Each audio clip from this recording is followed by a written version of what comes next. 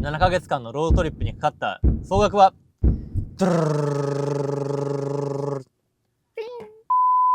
円です。皆さんこんにちは。こんにちは。アーシングジャーナルです。今回はカナダバンクーバーからサンディエゴまでのロードトリップにかかった費用をすべて公開します。イエー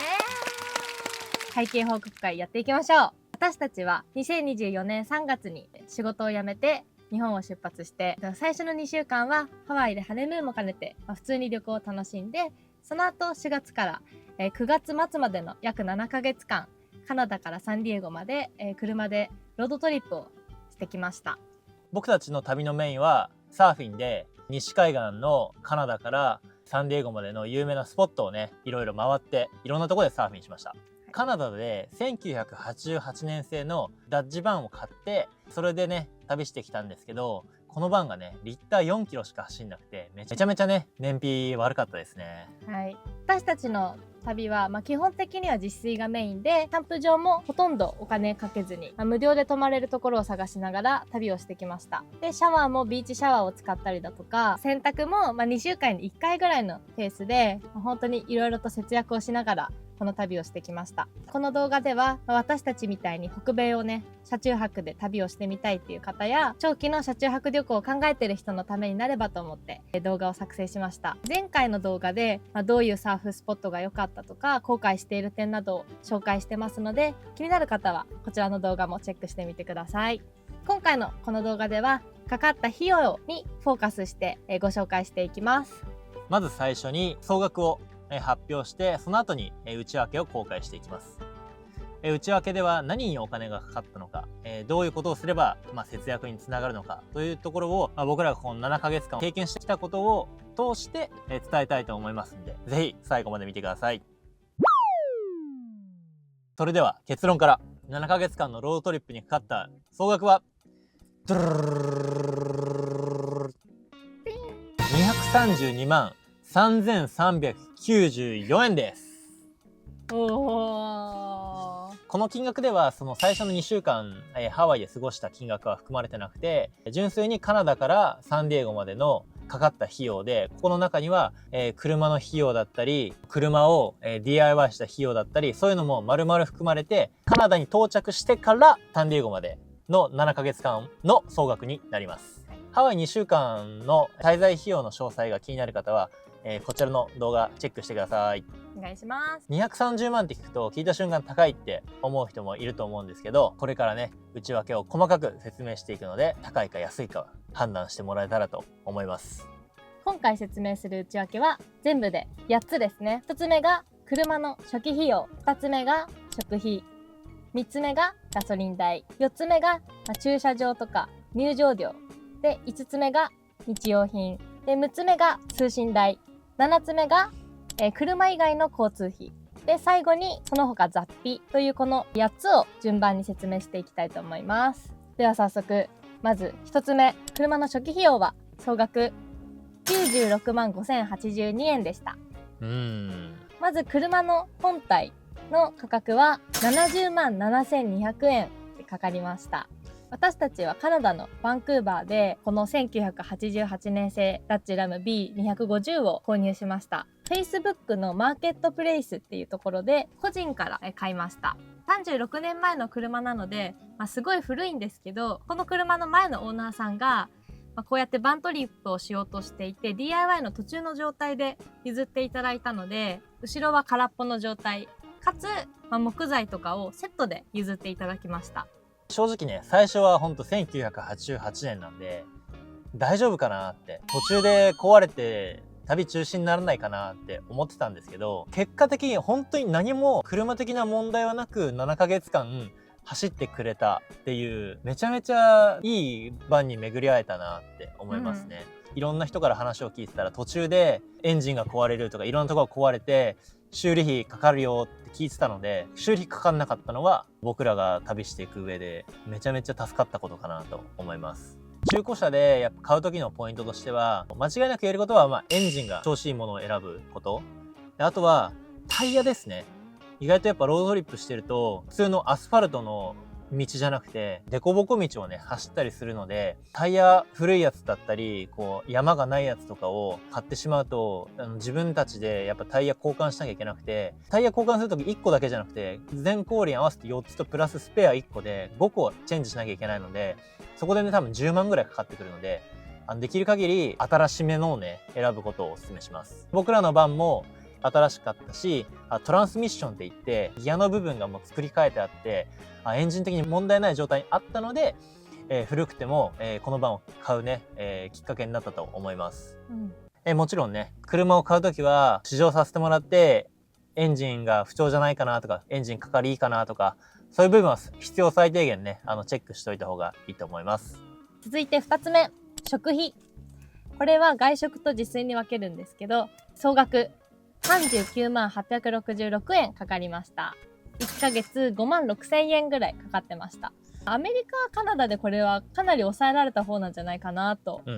思います。自炊でかかったお金ですね。これは全部で32万7617円でした。私たち先ほど言った通り自炊メインで生活していて、節約の、最大のポイントといえばコストコだよね。そうだね、カナダとかアメリカでコストコ会員になるよりも日本で会員になった方が、年会費が結構安く抑えられるので、私たちは日本でコストコ会員になって、でそのカードで、カナダやアメリカでお買い物をしていました。お米もそうだし、パスタ、調味料、野菜とかバナナとかはほとんどコストコでまとめ買いするようにしていました。ちなみにこの自炊のお金には飲み水代も含まれていて、飲み水は1回20リッター補給するのにだいたい350円前後かかってたかなと思います。続いて外食でかかったお金、こちらは総額6万3249円でした。抑えた方だよね。外食はほとんどしてないですね。友達とビール飲んだりにかかってて、2人でレストランとかはほとんど行ってなかったですね。行ってないね。カナダで雨が続いた日とかがあって、そういった時はバッテリーがソーラーパネルで充電するタイプなので、充電ができなく、ティム・ホートンとかに行って充電したりで、その時の、ちょっとドリンクとかお金がちょこちょこかかってるっていう感じです。ただね編集しない人はここはそこまでかかんないのかなっていうか、そうですね。ただ人によっては外食する人も多いだろうし、せっかく来たんだからここでやっぱ食べときたいみたいな、そういうのもあると思うし、私たちもなんだかんだ言ってファストフードとかちょこちょこ食べてたかな。アメリカでインネアウト行ったりとか、あとピンクスホットドッグ行ったりとか、ここは行きたいっていうところはお金使ってました。続いてね、僕らより食費がかかってたこのバンのガソリン代ですね。7ヶ月総額43万4379円になります。本当に食費よりかかってるね。全然かかってるよ。10万ぐらいプラスでかかってます。月平均でだいたい6万ね、ガソリン代でかかってます。僕らのバンはめちゃめちゃ燃費悪いけど、例えばじゃあ日本のプリウスみたいにリッター18キロ走るバンとかは絶対存在しないので、リッター6、7キロが多分マキシマムだと思うんですね。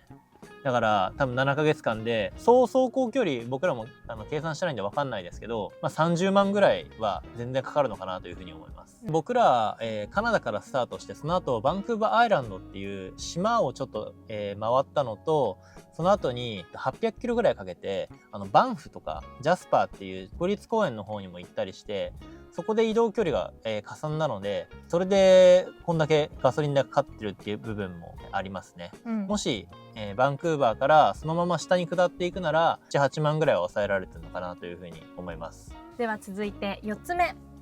駐車場入場料代です。これは合計7万3570円でした。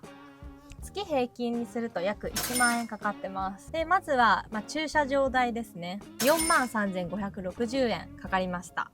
予想外の出費だったのが、カナダのトフィーノっていうサーフタウンがあるんですけど、そこでの駐車料金がねめちゃめちゃ予想外に、1万5000円、5、6000円取られたのが痛かったですね。僕10年前にそこに住んでたんですけど、その時はビーチの駐車場は基本的に無料で駐車することができたんですけど、この間行った時はほぼ全ての駐車場がペイパーキングになってて、1日15ドルぐらい払うか、もしくは年間パスみたいなのが、あるんですけど、僕たち2週間ステイする予定だったので、年間パスを買った方が結果お得だよねっていうことで、買ったんですけど、これが予想外の出費でした。アメリカのね、州立公園もですね、年間料金でね、約ね、3万円払いました。でもこれは僕らアメリカにまた戻ってきた時に使えるパスになるんで、結果これも年間パス買ってお得だったというふうに思います。アメリカのカリフォルニアの州立公園だね。そうだね。もっと早く買ってくればよかったよね。そうだね。結構それで払ったこととかもあったので、普通に1年で、10日以上ぐらい行くんだったら、州立公園の年パス買った方が安いと思います。あとはですね、実はカナダとアメリカで1回ずつ中金をね、取られてます。これは痛かったね。でカナダでは、バンフ近くの町があるんですけど、そこの駐車場で他のキャンパーがね車中泊してる人がいて、で話を聞いたところ、ここは駐車しても大丈夫っぽいよっていう風に言ってたので、それを信じてじゃあ大丈夫かと思って、その次の日にそこで車中泊してたんですけど、朝起きたら、ノックされて警官の方にここは駐車しちゃいけないよって言って。チケットを切られてしまいました。それがね約1万円ぐらいですね。1万円100ドルですね、節約旅にとっては結構痛かったなっていうところですね。そうだね、であとアメリカではサンタクルーズのキャピトラっていうサーフスポットがあるんですけど、そこのビーチでペイパーキングなんですぐ払ってチケットをねフロントガラスに置いていかなきゃいけないんですけど、もうほんと3分ぐらい席を外した隙にもう中金切られちゃって、もう諦めてそれも支払いました。キャンプ場に関しては払ったところといえば、バンフのレイクルイズ付近で1日10ドルぐらいの、キャンプ場というか、パーキングエリア、バンフは国立公園内はキャンプ場で宿泊する必要があるので、そこでお金を払って宿泊してました。私たちが実際に泊まった、無料のキャンプスポットとか、それをどうやって探したのかっていう具体的な話は、私たちオンラインサロンをやっていて、そちらにメンバー様限定で公開しているので、もしね実際にロードトリップしてみたいとか、検討している方はチェックをしてみてください。無料キャンプのね注意事項としましては、やっぱり安全面がね一番重要かと思うんで、しっかりね他のキャンパーとかもいたりすることはあるので、そういう人たちとコミュニケーションをとって安全をね確認したり、周辺のね治安情報とかは本当運転してればわかると思うので、注意深くねチェックした方がいいと思います。はい、あとは無料キャンプ場だからこそ自分たちで気をつけてゴミ拾いをしたりとか、来た時よりも綺麗な状態で帰るっていうのを、心がけていました。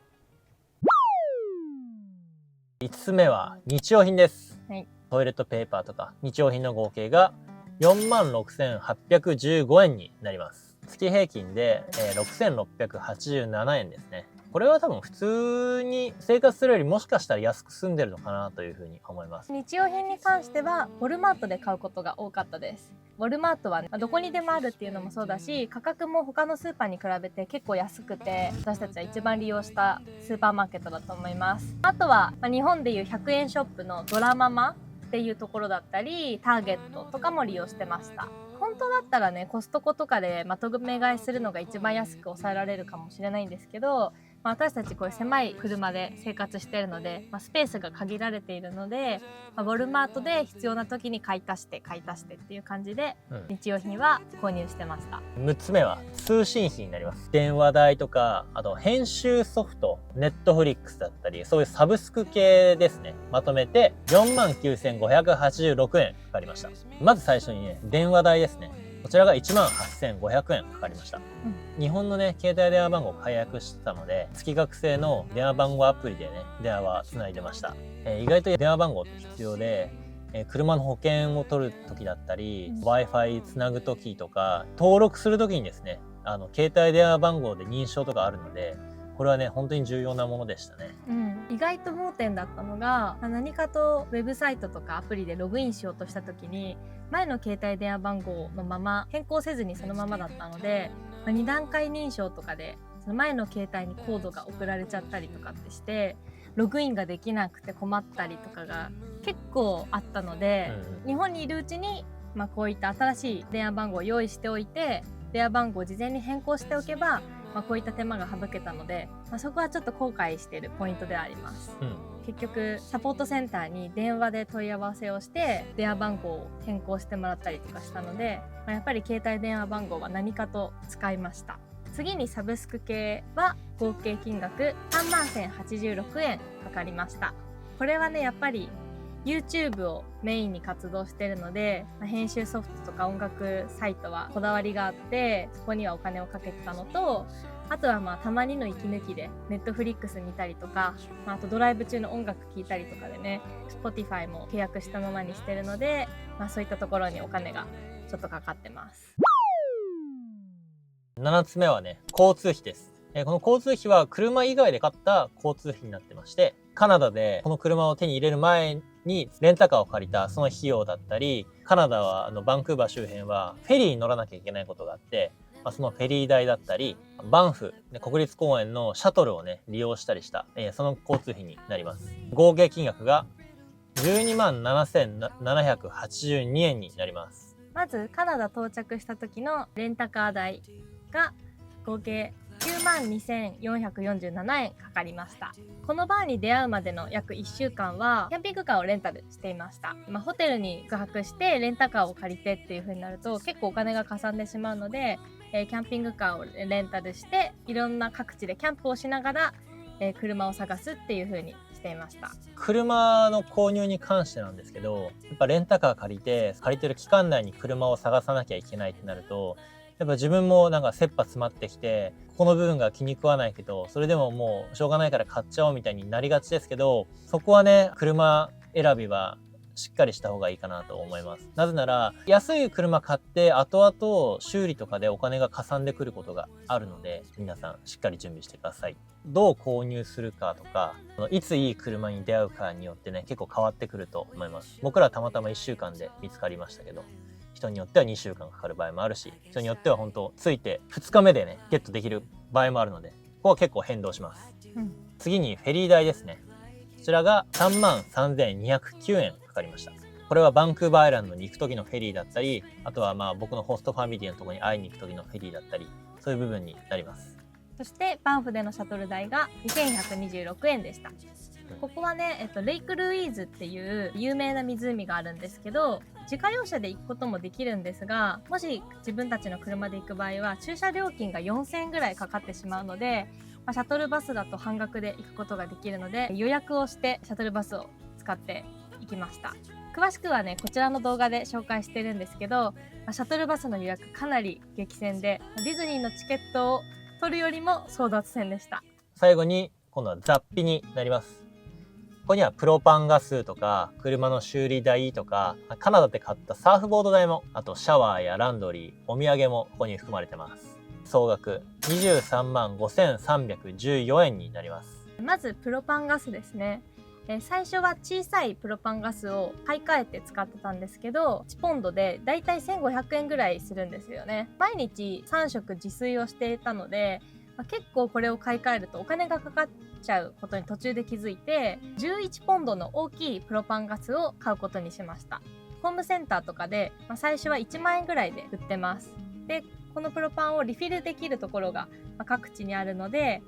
それをリフィルする形で今まで使ってきています。毎日3食ガスを使って料理をしていて、1ヶ月半に1回くらいのペースでリフィルしていました。で、リフィル代は1回1500円前後で、1ポンドのプロパンガスをなくなったら買ってっていう風にやるよりもエコだし、すごい安く抑えられたかなっていう風に思ってます。車の修理はカナダのバンクーバーアイランドビクトリアで1回だけしました。フロントのウインカーがちょっと調子悪かったのと、パワースティーリングがちょっと不具合だったので、それを直すのに約1万円かかりました。シャワーは基本的にはビーチの無料のシャワーを使っていました。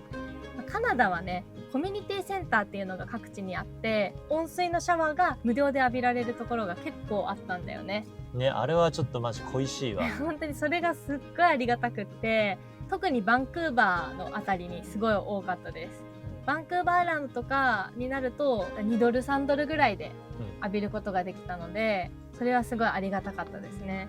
で、アメリカは、ビーチのシャワーが基本的に無料でどこもほとんどあったので、気温も暖かくなってきてたのでね、水のシャワーで浴びたりっていう形になってます。で、アメリカでたまに温水シャワーを浴びたい時とかは、こういう黒いビーチバッグを購入しまして、で、ここに水を入れてしばらく太陽光の方に当てていると、中がね温まってちょっとしたお湯になるので、それをこを浴びたりとかしたり、ジムの無料お試し会員とかになってシャワーを1回使わせてもらったりとか、あとアメリカにも、スポーツセンターみたいなところがあって、そこで1回、4ドルとか5ドルとかで温水シャワー浴びれるところもあったので、ちゃんと洗いたいっていう時はそういうところで浴びてました。でもそんな毎日シャワーを浴びれるっていう感じではなかったよね。サーフィンした時は浴びれるけど、オレゴンとかは毎日サーフィンっていう感じでもなかったので、3、4日に1回ぐらいのペースで浴びてました。はい、あとは基本ウェットティッシュとかでこう体を拭いて過ごしてましたね。はい、コインランドリーはだいたい2週間に1回ぐらいのペースで行ってました。1回約10から15ドルぐらいの間ですね。あとはほとんど毎日サーフィンしたので、基本的にやっぱボードショーツトランクスで過ごしてて、2枚用意しといて、1枚でサーフィン、もう1枚乾かしとく。海から上がってきたら乾いてるのを着て、もう1枚干しとく。で海入るみたいなサイクルだったので、あとはT シャツはね、適当にトイレの洗面所とかでシャシャっと洗って、室内に乾かしとくみたいな感じだったので、アメリカは日差しがすごい強いので、晴れた日にこう手洗いで洗濯とかすればもう一瞬で乾くので、それはすごいありがたかったですね。2週間に1回のやつは例えば、ベッドのシーツ洗ったり、あとはバスタオル洗ったり、そういうちょっとかさむもののために、2週間に1回レベルでね言ってたね、そんな感じです。内訳はこんな感じで、続いて私たちの YouTube の収益を公開したいと思います。4月から9月までの収益合計ですね、59,028円でした。おー、渋いね、なかなか1ヶ月換算で1万円いかないぐらいでしたね。ここはね想定外でしたね。なんか3ヶ月ぐらいしっかり毎日投稿してればそれなりに収益入ってくるのかなとか思ったんですけど、全然3ヶ月でも難しくて、旅続けられるのかって思ったぐらいだよね。サンディエゴに着いたあたりはまだオレゴン州の動画をアップし始めたぐらいで、カナダとかはカナダがね、再生数が伸びなくって、それが結構痛かったですね。アメリカ編を上げ出した頃は、1ヶ月13,000円ぐらいの収益が入ってきてたので、そこから徐々に伸びてってっていう感じになってます。なのでカナダが伸びない、カナダがなかなか伸びなかったですね。ぜひチェックしてください。チェック。カナダはすごい自然いっぱいなんですけど、私たちのチャンネルが、今までサーフィン系のチャンネルだったので、多分フォロワーの皆さんもサーファーの方が多いと思うんですよね。でもそのカナダで上げたコンテンツってキャンプとか、そういう登山とかハイキングとか、サーフィンも行ったんだけど、ほとんどそういう山での生活をアップしてたので、ちょっとそこがね視聴者さんの興味と離れてて伸びづらかったのかなっていう印象ですね。旅を始めた当時はこのアーシングジャーナルのチャンネルだけの収益をプラスして旅を続けていこうかなって考えてたんですけど、実際問題、それでは全然ね続けられることはできなくて、僕のチャンネルだったり、あゆみのチャンネル、個人のチャンネルも持って、そっちの収益をプラスしてなんとかサンディエゴまでたどり着けたのかなというのが現状です。特にりょうたの個人チャンネルが海外の人と漁を連れてってもらって寿司を握るっていう寿司の個人チャンネル、これがすごい伸びてくれて、それが結構プラスになってなんとかサンディエゴまでたどり着いた現状になってます。各個人チャンネル気になる方は概要欄にリンクを貼ってるのでチェックしてみてください。これらの今まで説明してきた内訳を全部総額にすると、232万3,394円というね、感じになりました。旅を始める前はだいたい1ヶ月20万ぐらいあれば生活できるのかなと思ってたんですけど、このね総額を月平均にならすと1ヶ月33万ぐらいかかる計算になってまして、ここには車に70万とその DIY とか保険とかそういうのも含まれているので、車の初期費用、車を用意した金額を全部除くと、全部で135万8,312円かかるので、この金額を、月平均にならすとだいたい19万4,044円というね感じになります。こうなると僕らが計算してた通りかなっていう感じです。何にお金が一番かかったというと、やっぱりもう一番はガソリン代ですね。燃費の悪い車を買っちゃったのが痛かったですね。ほんと道行く人たちに車いいねとか声かけてもらったりとか、何より一からね DIY をしてこの車作り上げてるので、私たちにとってはすごい愛着の湧いている車で、で故障もなくここまで来れて本当にこの車を選んでよかったなっていう風に思ってます。お金に関しては以上になります。はい。事前にインスタグラムの方で、費用について質問を募集したところ、いくつか質問があったのでそちらに答えたいと思います。はい。ではまず1つ目、節約しないで使うべきところはどこですか？ここはケチるなっていうポイントも教えてほしい。なるほどね。はい、これに関しては間違いなく車本体ですね。この質問いただいてね、結構いろんなこと考えたんですけど、どれもケチってもいいなって思ってて、ただケチれないのは車本体代かなという。10万円で買った車でロードトリップできちゃったって人もいるし、逆にしっかりお金払ったけどそれでもここが壊れてあそこが壊れて追加でお金がめっちゃかかってるって人もいるので、本当に運が大きいものなんですよね。だけど間違いなく言えることは、僕らはしてないですけど、車の知識がないなら現地で車を購入する前に現地のメカニックに持ってってある程度見てもらうとか、そこまでケチらないでした方がいいのかなというふうに思います。あとは車が詳しい友人とかがいれば、一緒についてきてもらうとかね。そうだね。そうお金をケチるってよりは、その車探しに時間をかける、慎重にちゃんと調べて買う。あとは車故障した時用に30万ぐらいは余力残しとくのがいいかなと思います。どこでね壊れるか分かんないので、めっちゃ高いんでメカニック代、カナダもアメリカも、なのでそんぐらい余力残しておけば、どっかでほんと壊れたとしても直せるかなと思います。あとはガスコンロとプロパンガスかなって思いますね。やっぱ毎日使うものだからこそ、なんかケチって真剣なもの買っちゃうと後々結構ストレスたまんのかなって思います。例えばキャンプ用の1個しかついてないやつで、最初はもうそれだけでいいやって思うかもしれないけど、それだとやっぱ毎日やっていくごとに火口はやっぱ2つあった方がいいなっていう風に思うし、料理にもめちゃめちゃ時間かかってくるので、ちょっとね高いかもしれないんですけど、ここはいいの買っといた方がいいのかなって思います。最低でも2口ついてて、で僕らは運よくホストファミリーからコールマンのガスコンロいただいたので、そちらをね使ってるんですけどね、結構古いやつなんですけど何も不便なく使えてるので、コールマンはおすすめです。あとはプロパンガスは、車にスペースがあるのであればできるだけ容量があるものの方がお得かなというふうに思います。2つ目、ここはもう少し節約できたとこなど教えてほしいということです。これは、DIY ですかね。私たち最初にホストファミリーのお家に2週間お邪魔していて、そこで木材とかいろいろ足りないものを集めて DIY をしたんですね。でその時はベッドと床、天井、壁、あとカーテン、ほんと必要最低限のものだけ DIY をして旅をスタートしました。でその1ヶ月後にバンクーバーアイランドの、とある小さい町でもう一回 DIY をしました。でその時は服とかの収納棚とキッチン収納を作ったんですけど、その小さい町にはホームセンターが1個しかなくって、木材が本当に2倍とかかなり高くて、最初に大きいホームセンターがある町で1回で DIY しちゃった方が、そこの金額は結構抑えられたなっていうふうに思ってます。あとは食費かな。